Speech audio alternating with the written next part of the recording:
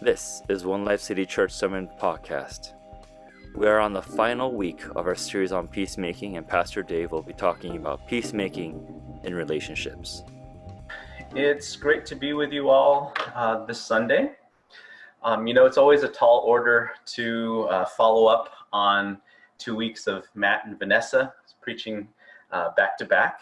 I think I might have shared this before, but I still believe this. I'm just so proud to be in the same church as the Stricker family. Grateful for their presence in this church, for their voice, for their modeling, and for their example, especially as it comes to peacemaking. And over the last few years, even, not just the last few weeks, our church has talked a lot about peacemaking, and it's also talked a lot about the Hebrew word shalom, which is typically translated as peace into the English language. And we've talked about the importance of peacemaking within the context, not just individually, but within the context of systemic and structural inequality in our world. And again, I think this is just one of the many things that I just love about our church, because this topic is so central to the gospel. But what I'd like to do today is to continue where Matt and Vanessa left off and to talk about peacemaking as it applies to our personal relationships, as it applies to our interpersonal relationships. So in other words, how do we as individuals pursue and cultivate shalom in our relationships with others? And this could include our relationship with God. This could include our marriage relationships. This can include our relationships with family members, with friends, with different coworkers, or even with each other here in our church. And I think this is an important topic for us to address, because I think most of us, or all of us, know what it's like to not be in shalom with other people. And many of us, at the same time, have never quite seen what it looks like to actually have shalom, what it looks like to have shalom within the context of, say, a married couple, what shalom actually looks like between friends, what shalom actually looks like within a family. I feel like for many of us, our life experiences have been just the opposite of shalom in not only our own relationships, but the relationships between the people that we are connected to. And to tell you the truth, I'm included in this as well. I believe that there's a profound absence of shalom in most relationships on earth, even among Christians, unfortunately. I feel like I've stumbled onto shalom in just a few of my relationships over the years. And I've stumbled onto shalom by learning things the hard way. Like after years of failing in my relationships, after years of screwing things up and of witnessing hurt and destruction in my relationships, and I think it took me several decades to realize that my old ways of relating to other people, they were just broken. They weren't going to work, and it took me a long time to gather enough courage to try something new. So what I'd like to do today is to share a few insights about interpersonal peacemaking that I've gleaned through Scripture, but not only through Scripture, also through my personal experience as well as some of my professional work as a clinical psychologist, working with individuals, working with couples, and working with families. But first, what I'd like to do is talk a little bit about shalom, and then relate this conversation onto an interpersonal sphere. So as many who have spoken before me have pointed out, the concept of shalom is far more nuanced, it's far more intricate than what we typically think of when we hear the word peace in the English language. Overall, the general meaning of shalom is that of wholeness, that of completeness, or that of unbrokenness. And peace usually starts with in the Bible, with a discussion about how war and open conflict cease or they stop. So for example, take Deuteronomy chapter 20, verse 12, for example. It says this, "But if it makes no peace with you, but makes war against you, then you shall besiege it. And elsewhere in 1 Kings 5:12 it says, and the Lord gave Solomon wisdom as he promised him, and there was peace, there was shalom between Hiram and Solomon, and the two of them made a treaty. So here we have examples where when shalom is spoken, it's referring to, at the very least, a absence or a ceasing of open conflict or of open war. But what I'd like to point out is that even more importantly, peace in the Bible doesn't just stop at the absence of war. It doesn't just stop at the absence of conflict. It actually goes much further. It encompasses something, the presence of something positive, as much as the absence of something perhaps negative. And what it includes is it includes the presence of an ongoing, a sustained state of completeness, of harmony, and of holistic undividedness. So what does it mean then when we think of peace here, or the act of peacemaking in our relationships with others? To start, I believe that, at least from a biblical perspective, the ultimate goal for a relationship, it cannot just be the avoidance of conflict. The ultimate goal for a relationship, it has to be shalom. So a number of years ago, when I was part of a life group at another church, I remember just getting really annoyed all the time, right? And a lot of times when I get annoyed, that's when in real time Vivian will intervene, she'll give me that look, and then she'll kind of rein me in and keep me from acting out and being a jerk, which is wonderful because it kind of helps us maintain our shalom with each other. But I remember a few times when we were just taking turns in our life group, kind of couple by couple, life group of young marrieds, just sharing an update of how our marriage is going. And on one hand, there were several couples that just shared very openly, honestly, and vulnerably. And I just so appreciate them because they just give us this gift to be able to actually get to know them really as they are. And then there are some other couples who took a different approach, and they would share stuff like, my husband and I, we just never argue, And like whenever stuff like that happens, like I can't help myself, I start rolling my eyes, right? And the first thing on my mind is something like, well, you guys don't argue because you don't even communicate. You can't argue if you don't talk to each other. And that, my friends, is a wonderful example of what not to do in a life group. It's a wonderful example of me being a jerk. And just to be clear, I want to encourage you all to not do this behavior. This is not sanctioned behavior from Pastor Dave. This is a negative example.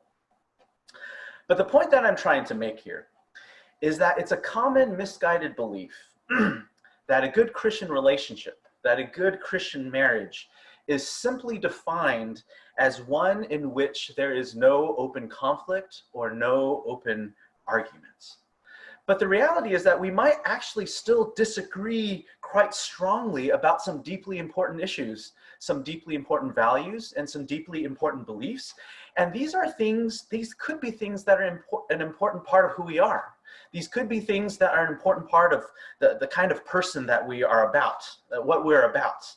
But for the sake of civility, many of us, for the sake of modesty, for the sake of social decorum, for the sake of avoiding conflict, because we want to be seen as a good Christian, we will often skirt around those topics, even though they're so dear to us. And instead, we'll only talk about safer, more pleasant topics, right? But the problem here is that if conflict avoidance is the only means by which you can maintain a relationship, I'm sorry to say that it's likely not a very strong or close relationship to begin with, right? And at the very least, from a biblical perspective of what we know shalom, the meaning of shalom, it is not a relationship marked by shalom. Because even though there might be an absence of conflict, the relationship still lacks this deep completeness, this deep harmony that is very much part of the substance of shalom. And why is this the case? It's possible, as I alluded to earlier, it's possible for people to not be in conflict because they simply aren't communicating, or perhaps because they don't care, because they're not present or interested in each other's lives, or even because they've given up on the relationship and they're just staying together or keeping quiet because that's what they feel like they're supposed to do. Friends, and I want to be clear about this, there are many circumstances in life where it's absolutely okay to maintain and keep these kinds of relationships. What I really want to say this morning is that don't mistake in those kinds of relationships with shalom, with what we're talking about here. Don't mistake in this with the deep peace that God yearns for his people to pursue with not only him, but with each other and with the world. Or yet as another example, or even worse yet, it's possible for there to be no conflict in a relationship because one side is dominating the other side. Because one side is the only side who gets to speak their mind, who gets to have their voice heard, who gets to have their way, and the other side, out of fear, out of shame, out of their wish to just to preserve the relationship or stay in the relationship, they quiet their voice and they allow their true self to be hidden. Friends, this is not shalom. Which brings us to the next point in my message today. And the next point is this.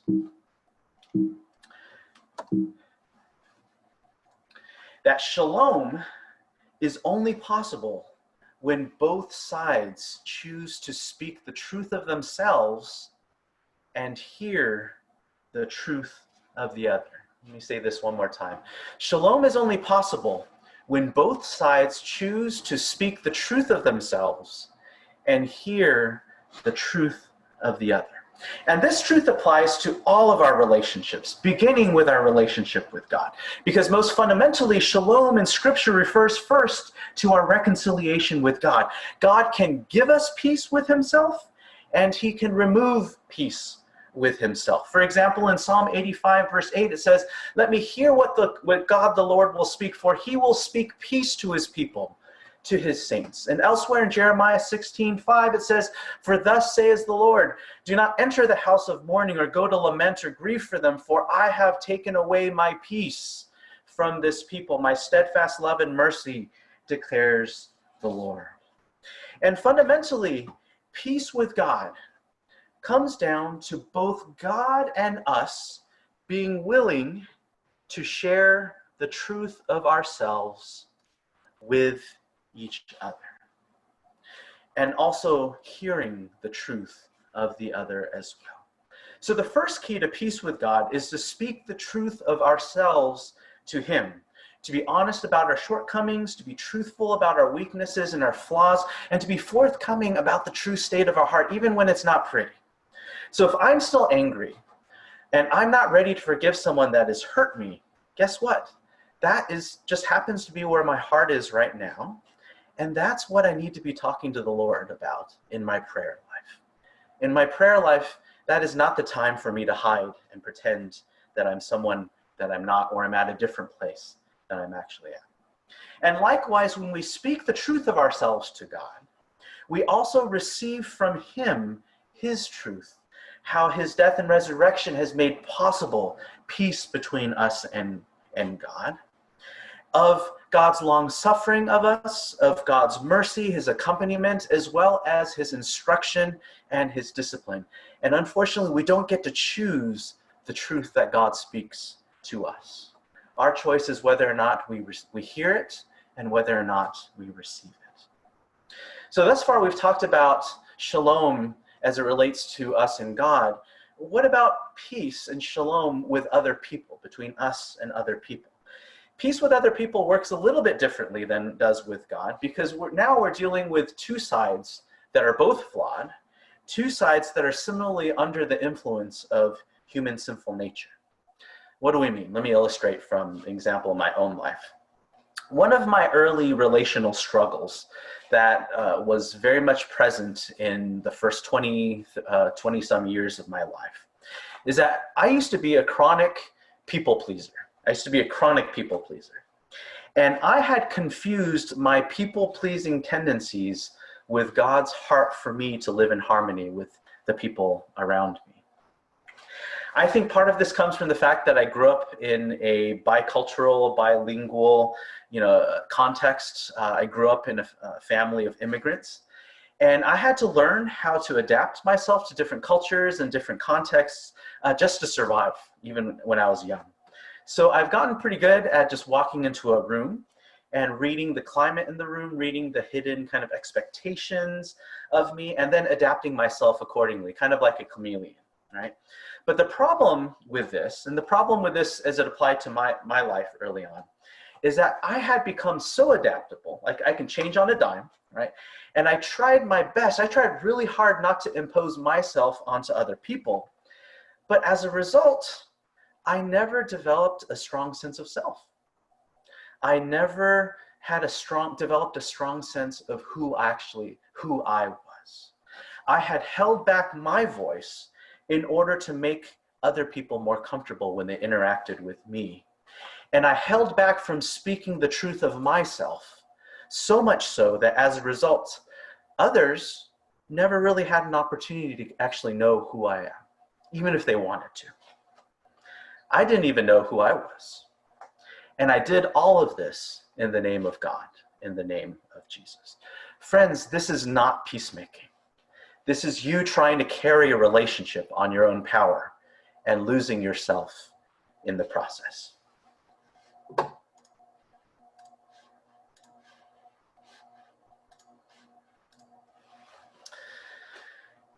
And as I've struggled to grow out of my people-pleasing tendencies, I've had to confront an uncomfortable truth, which is the next key point in today's message.